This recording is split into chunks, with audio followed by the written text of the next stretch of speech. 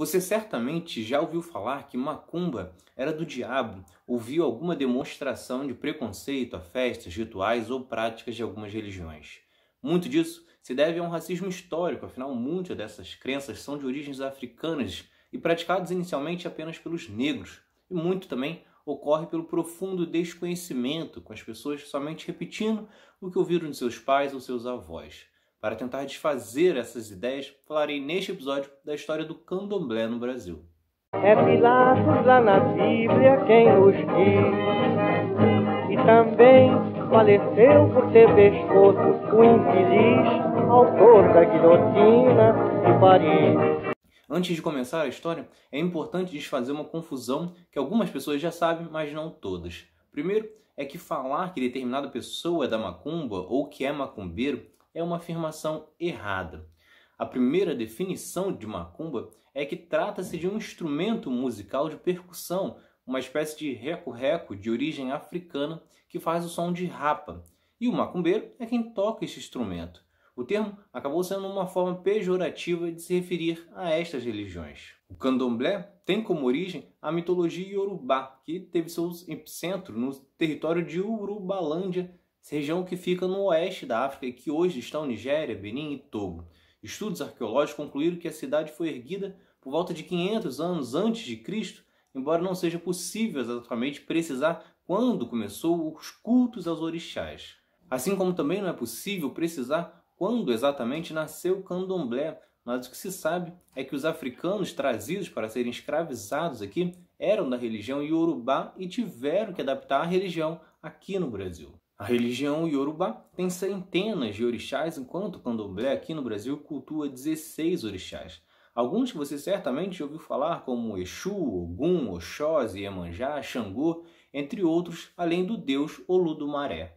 Estes orixás foram ancestrais divinizados, ou seja, que passaram por aqui há muitos e muitos anos atrás e tinham poderes sobre a água, a terra, o ar, o fogo, entre outras coisas da natureza.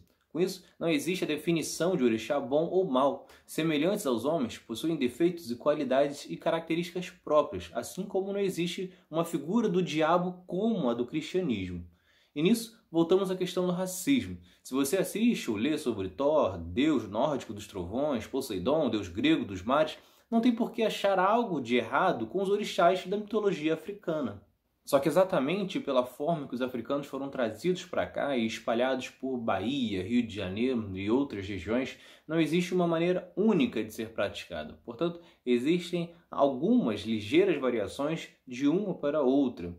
Mas basicamente em todas elas acontecem rituais que são festas feitas com oferendas e comidas, com batuques, músicas e danças. O ritual atrai espíritos ancestrais e os orixás. As danças têm o efeito de contar histórias, de mitos, sendo fundamental no ritual e estão presentes tanto na alegria como na tristeza. As divindades são homenageadas sendo representadas com roupas e símbolos de sua época, assim como as cores são referentes ao que os orixás simbolizam.